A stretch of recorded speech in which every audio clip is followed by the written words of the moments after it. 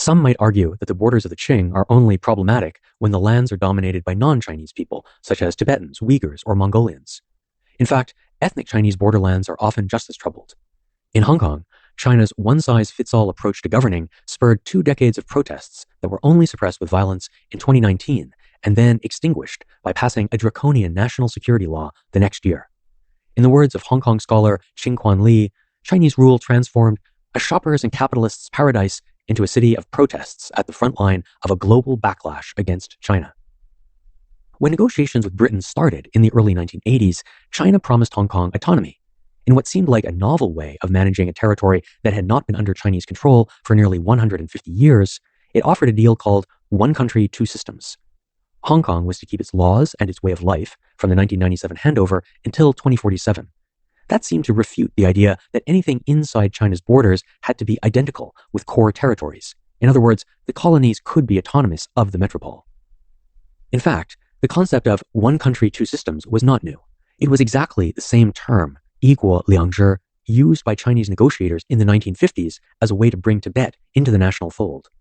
This agreement, implemented in 1951, allowed Tibet to keep its institutions, including the Dalai Lama, but left issues such as defense and foreign affairs to China. The person in charge of those negotiations was Deng Xiaoping.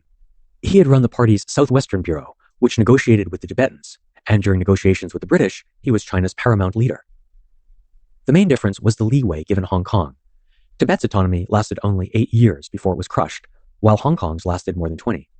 This might stem from its being populated by ethnic Chinese, or because it was temporarily protected by the treaty signed with the United Kingdom. More likely, Hong Kong was for a while too important as a global financial center, which, at least until about 2020, was crucial for China's strategy of listing companies on international capital markets.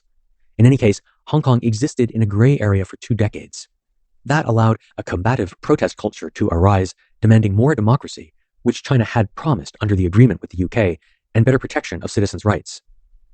The British had never conferred full democracy on Hong Kong, but had left it with a partially elected legislative council, a fairly free press, and an independent judiciary. Without these institutions, many Hong Kongers feared that they would become just another Chinese region where residents suffer from censorship, arbitrary arrest, and other symptoms of unbridled government power. Businesses also worried that the loss of rights would undermine prosperity by politicizing business disputes and hurting the city's world-class financial industry. These fears explain why support for the protesters was so broad.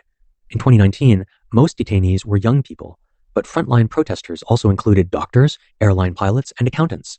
Opinion polls showed that residents consistently blamed the government for escalating the conflict, despite a propaganda barrage blaming the protesters. Beijing's biggest error in trying to subjugate Hong Kong was to use what the sociologist Ho Feng Hung calls racialist nationalism. This is essentially what the Qing Empire used to control the vast territories it acquired in the 18th century.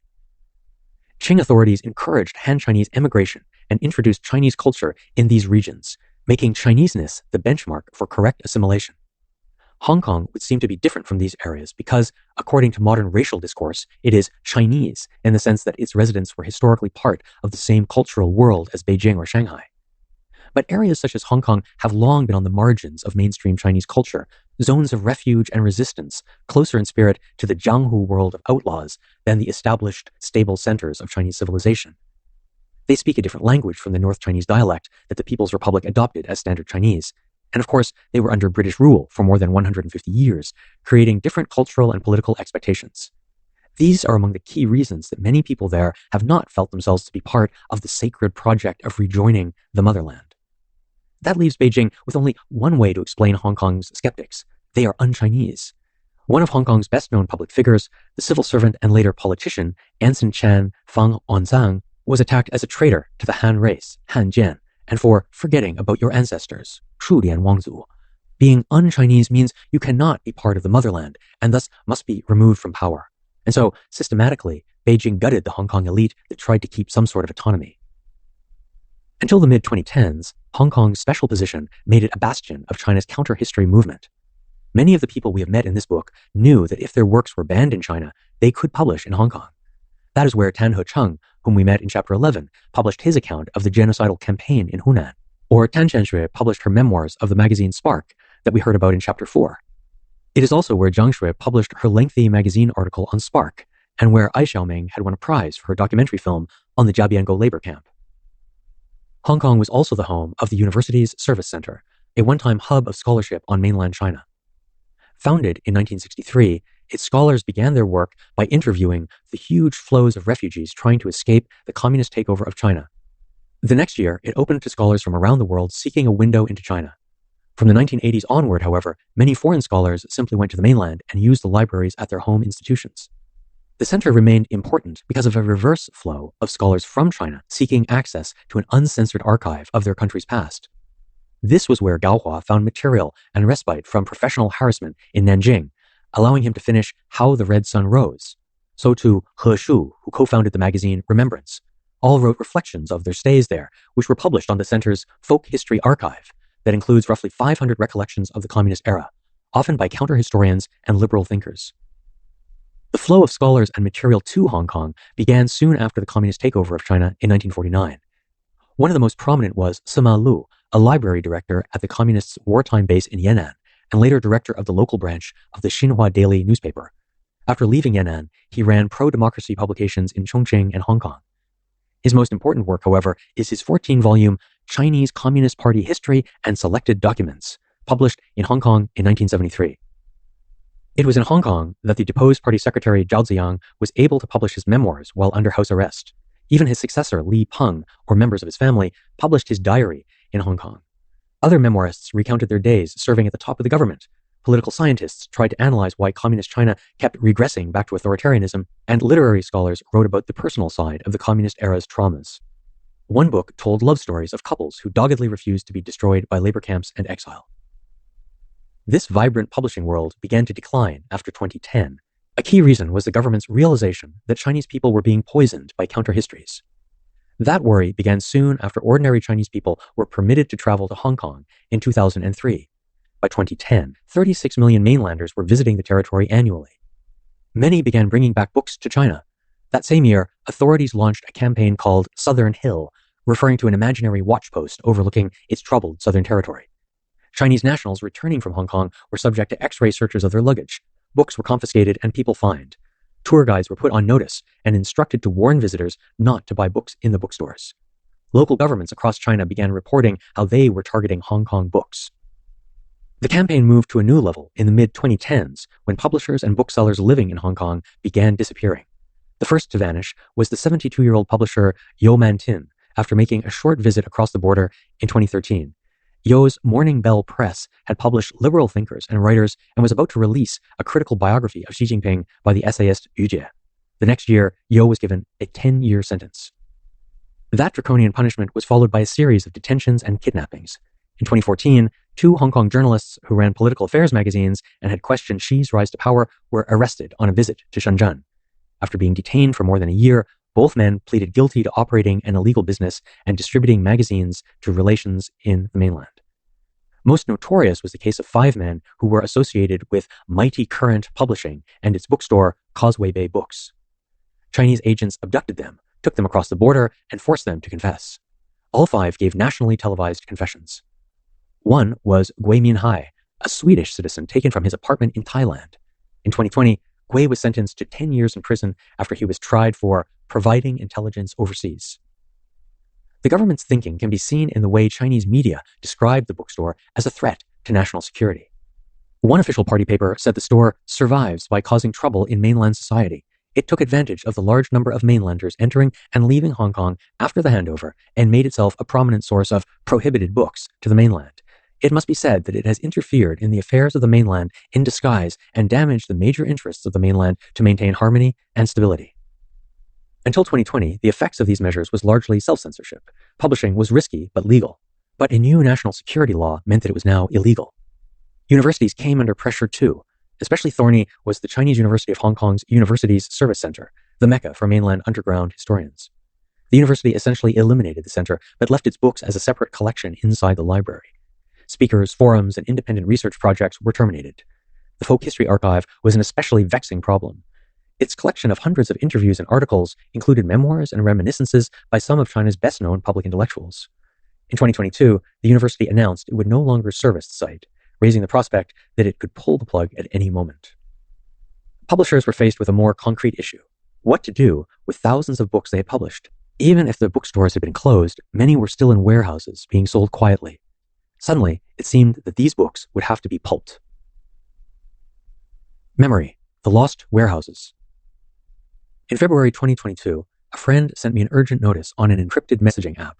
It was Baobu, one of the city's better-known publishers of unofficial histories. His New Century Press once regularly published memoirs by some of China's most important dissidents, thinkers, and activists, as well as photo books and collections of official documents that challenged the government's account of key events. Since 2019, it had been difficult for him to publish, in part because printers were too afraid to touch his manuscripts. He had tried printing in Taiwan and shipping the books back to Hong Kong, but customs made trouble. After the new national security law had been passed in 2020, he had all but given up and was thinking of new projects, and possibly even of moving abroad. Now there was a more pressing matter. The warehouses where he and other publishers kept their books wanted them to clear out their stock. The titles were so sensitive that even storing them had become a potential violation of the law. The warehouse owners issued an ultimatum: get them out immediately or they would all be pulped. Baopu sent me a picture to show the scope of the problem. Long metal bookshelves held thousands of books. All of them had to go. His request was simple but urgent. Would I take a shipment of the books immediately? A local entrepreneur would pay for the shipments, so cost wasn't a factor. The key was that they would find a worthy home. I had contacts with research libraries. Would I help? I immediately agreed. 6 weeks later, my office was filled with 380 banned books, roughly 5 copies each of 79 books on everything from political reform and memoirs to accounts of famine and love stories about politically persecuted families. My colleague Kathy and I quickly unpacked them and put them on new shelves we had ordered for the occasion. Sitting there, row on row, the books were an eloquent testament to untold hours spent by Chinese people trying to figure out their country for themselves.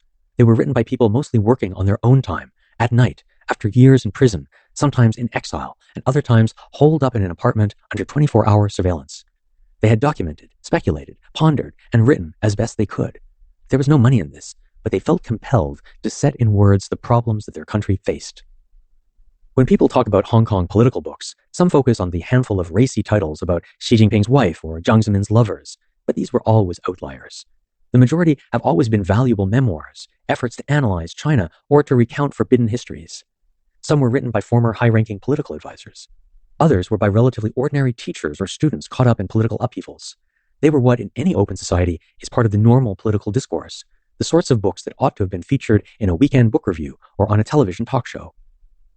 Some were poignant, such as My Life in Prison by Jiang Qisheng, an account by a prominent member of the 1989 student demonstrations and later a veteran activist. Like many of these memoirs, it starts out with a photo section, grainy pictures of Jiang's youth, his friendships, the people he met, a shot of him, older and gaunt. The last chapter is called My Last Day in Prison, a terrifying account of the uncertainty that his jailers created for him before he finally was released. Some of these books had covers like small tabloid newspapers urging people to look inside with exclamatory headlines and key takeaways. Jiang's book, for example, stated records from inside prison and secretly carried out. It featured prefaces written by mothers who had lost their children to the 1989 massacre and blurbs by some of China's best-known activists, such as Wang Dan. As I held it in my hand, I wondered how on earth could a book like this be pulped? These fragile works had been consigned to the fringes of the empire, and now they were in retreat once again. I flipped through a book by the late Punsong Wanya Gornankaba, a Tibetan communist who broke with the government and had submitted open letters calling for a fairer policy toward China's minorities. His book, A Long Way to Equality and Unity, was published by Baopu in Chinese and in Tibetan by the Kawa Karpo Tibetan Cultural Center. Sometimes the titles and a blurb were enough to capture the color and verve the authors felt.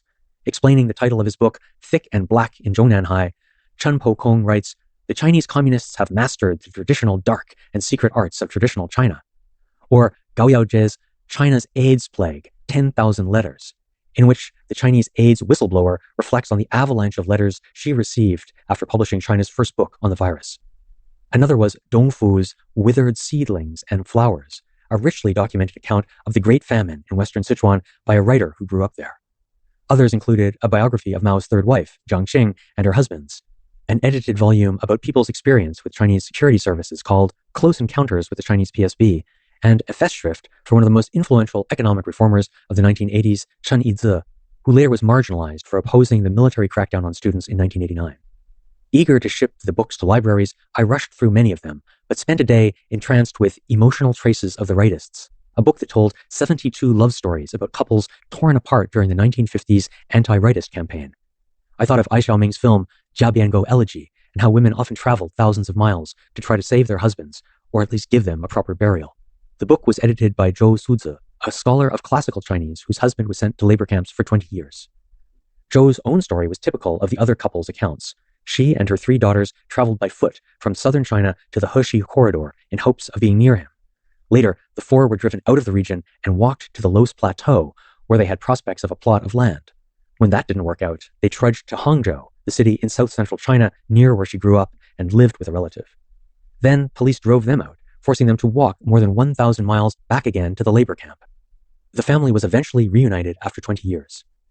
Given the quality of the books, it didn't take long to find them a home. I called up my doctoral advisor at Leipzig University and a professor who ran a program on the legacy of Maoism at Freiburg University. They agreed to take a set each. A few other universities quickly stepped in too. 1 set was left, and I decided selfishly to keep it. Then we began packing up the books and sending them out into the world for more people to discover, until perhaps one day they could be sent back to where they belonged, China. Chapter 14. The Land of Hermits. The Zhongnan Mountains once marked the end of the known Chinese world. The name means southern